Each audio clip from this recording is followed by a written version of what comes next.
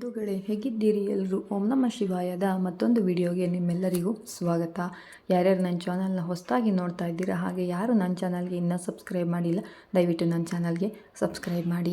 ಇವತ್ತಿನ ವಿಡಿಯೋದಲ್ಲಿ ನಾನು ನಮ್ಮ ಹಿಂದೂಗಳ ಹೊಸ ವರ್ಷ ಅಂತಲೇ ಹೇಳ್ಬೋದು, ನಮ್ಮ ಹಿಂದೂಗಳ ಹೊಸ ವರ್ಷವಾದಂತಹ ಯುಗಾದಿ ಹಬ್ಬದ ಬಗ್ಗೆ ನಾನು ನಿಮಗೆ ವಿಡಿಯೋ ಮಾಡಿ ತಿಳಿಸ್ತಾ ಇದ್ದೀನಿ. ಈ ವರ್ಷ ನಮಗೆ ಯುಗಾದಿ ಹಬ್ಬ ಯಾವ ದಿನ ಬಂದಿದೆ, ಹಾಗೆಯೇ ಯುಗಾದಿ ಅಮಾವಾಸ್ಯೆ ಯಾವಾಗ ಇದೆ, ಯಾವಾಗ ಶುರುವಾಗಿ ಯಾವಾಗ ಅಮಾವಾಸ್ಯೆ ಮುಗಿಯುತ್ತೆ, ಶುಭ ಮುಹೂರ್ತ ಯಾವುದು ನಾವು ಪೂಜೆ ಮಾಡುವುದಕ್ಕೆ ಅನ್ನೋದನ್ನು ಈ ವಿಡಿಯೋದಲ್ಲಿ ನಾನು ನಿಮಗೆ ತಿಳಿಸ್ತಾ ಇದ್ದೀನಿ. ಈ ವರ್ಷ ನಮಗೆ ಮಾರ್ಚ್ 19ನೇ ತಾರೀಕು ಗುರುವಾರ ನಮಗೆ ಯುಗಾದಿ ಹಬ್ಬ ಬಂದಿದೆ. ಪ್ರಭಾವನಾಮ ಸಂವತ್ಸರದ ಚೈತ್ರ ಮಾಸದ ಶುಕ್ಲ ಪಕ್ಷದ ಪಾಡ್ಯಮಿ ಶುಭ ದಿನದಂದು ನಾವೆಲ್ಲರೂ ಸಹ ಯುಗಾದಿ ಹಬ್ಬವನ್ನು ಆಚರಣೆ ಮಾಡಬೇಕು. ಇನ್ನು ಯುಗಾದಿ ಅಮಾವಾಸ್ಯೆ ಯಾವಾಗಿದೆ ಅಂತ ನೋಡೋದಾದರೆ ಬುಧವಾರ 18ನೇ ತಾರೀಕು ನಮಗೆ ಯುಗಾದಿ ಅಮಾವಾಸ್ಯೆ ಇದೆ.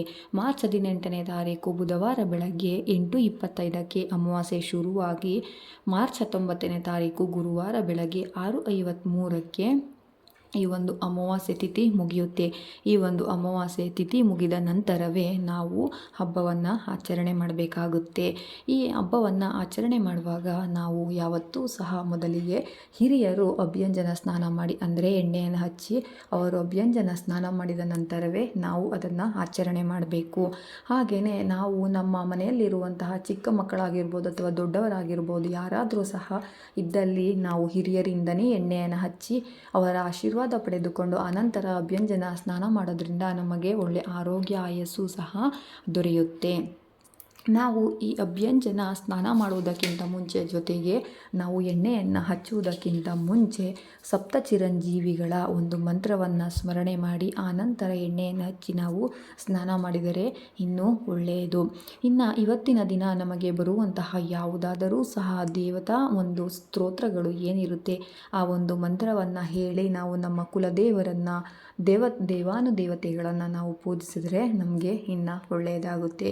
ಯುಗಾದಿ ಹಬ್ಬ ಅಂತಂದರೆ ಹೊಸ ಹೊಸ ಚಿಗುರುಗಳು ಎಲ್ಲೆಡೆ ಸಹ ನಮ್ಮ ಗಿಡ ಮರಗಳಲ್ಲಿ ನಾವು ಕಾಣಬಹುದು. ಎಲ್ಲಿ ನೋಡಿದರೂ ಸಹ ಹಚ್ಚ ಹಸಿರಿನ ಕಂಪು ಸಮೃದ್ಧಿ ಇದೆಲ್ಲವೂ ಸಹ ನಮ್ಮ ಕಣ್ಮನವನ್ನು ಸೆಳೆಯುತ್ತೆ. ಅದಕ್ಕೋಸ್ಕರನೇ ಇದನ್ನು ನಾವು ಹೊಸ ವರ್ಷ ಅಂತ ಹೇಳೋದು. ಇನ್ನು ಈ ಯುಗಾದಿ ಹಬ್ಬವನ್ನು ನಾವು ಹಿಂದೂಗಳ ಹೊಸ ವರ್ಷವೆಂದೇ ನಾವು ಆಚರಣೆಯನ್ನು ಮಾಡ್ತೀವಿ. ನಾವು ಸಪ್ತ ಚಿರಂಜೀವಿಗಳ ಸ್ಮರಣೆ ಎಲ್ಲನೂ ಮಾಡಿ ಆನಂತರ ನಾವು ಸ್ನಾನ ಮಾಡಿದ ನಂತರ ದೇವರಿಗೆ ಪ್ರಿಯವಾದಂತಹ ಭಕ್ಷ್ಯ ಭೋಜ್ಯಗಳನ್ನು ತಯಾರಿಸಿ ಆನಂತರ ನಾವು ಪೂಜೆಯನ್ನು ಮಾಡಿ ಅದೆಲ್ಲವನ್ನೂ ಸಹ ನಾವು ಸವಿಯಬಹುದು. ಇನ್ನು ಮುಖ್ಯವಾಗಿ ನಾವು ಬೇವು ಬೆಲ್ಲವನ್ನು ಸವಿಯದೆ ಏನನ್ನೂ ಸಹ ಸವಿಯಬಾರದು. ಜೊತೆಗೆ ಬೇವು ಬೆಲ್ಲ ಎರಡನ್ನೂ ಸಹ ನಾವು ಸಮಾನವಾಗಿ ಸವಿಯಬೇಕು. ಏಕೆಂದರೆ ನಮ್ಮ ಜೀವನದಲ್ಲಿ ಯಾವುದೇ ಕಹಿ ಘಟನೆಗಳು ಅಥವಾ ಯಾವುದೇ ಕಷ್ಟ ಬಂದರೂ ಸಹ, ಯಾವುದೇ ಸುಖ ಬಂದರೂ ಸಹ ನಾವು ಎರಡನ್ನೂ ಒಂದೇ ರೀತಿಯಾಗಿ ಸಮಾನ ರೀತಿಯಲ್ಲೇ ನಾವು ಅದನ್ನು ಒಪ್ಪಿಕೊಳ್ಳಬೇಕು. ಸುಖ ಬಂದಾಗ ಹಿಗ್ಗಿ, ಕಷ್ಟ ಬಂದಾಗ ನಾವು ಕುಗ್ಗಬಾರದು. ಎರಡನ್ನೂ ಸಹ ನಾವು ಒಂದೇ ರೀತಿಯಾಗಿ ಸ್ವೀಕರಿಸಬೇಕು. ಆದ್ದರಿಂದ ನಾವು ಬೇವು ಬೆಲ್ಲವನ್ನು ಸಮನಾಗಿ ಸ್ವೀಕರಿಸಬೇಕು. ಇನ್ನು ಈ ಬೇವು ಬೆಲ್ಲವನ್ನು ಸ್ವೀಕರಿಸುವಾಗ ಒಂದು ಮಂತ್ರವನ್ನೂ ಸಹ ನಾವು ಹೇಳಬೇಕು. ಆನಂತರವೇ ನಾವು ಬೇವು ಬೆಲ್ಲವನ್ನು ನಾವು ಸ್ವೀಕರಿಸಿದರೆ ಇನ್ನೂ ಒಳ್ಳೆಯದು.